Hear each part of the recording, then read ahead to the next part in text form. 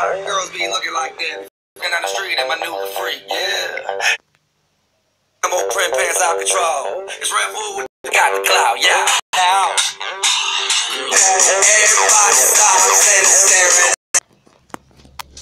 И здравейте, хора!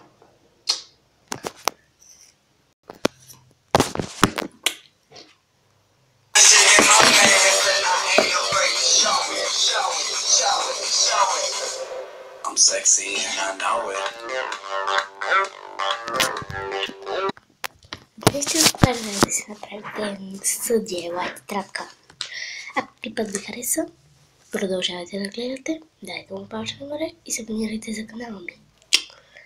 Нека да започваме.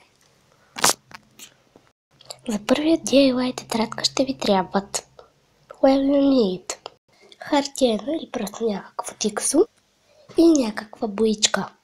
Ще ви трябва и някакъв лист, аз използвам бяло, сухо лепило или някакво лепило и ножичка. Нека да започваме. Забравих да кажа, че ще ви трябва и просто една тетрадка. Започнете като облепите тетрадката с белият или цветният лист. Се залепете с помощта на лепило. След това вземете тиксото и направете някакви форми, каквито вие искате. Извинявам се, но забравих да кажа, че ще ви трябва и част от гъбичка или цяла гъбичка. Вземете боята и стискайте на празните места, да не е покрито мястото с тиксо. И с помощта на гъбичката размажете. След като боята е изсъхнала, махнете тиксото. И ето ги! Нашите готови тетрадки.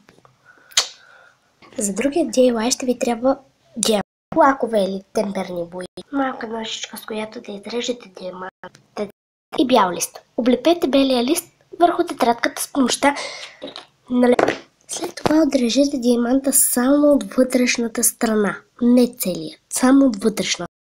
Ето така. Изсипете от лаковете на бял лист или някъде. Вземете гъбичка и запълнете. Тук, тук и тук. Трябва да стане от типа галакси. Та-да-да!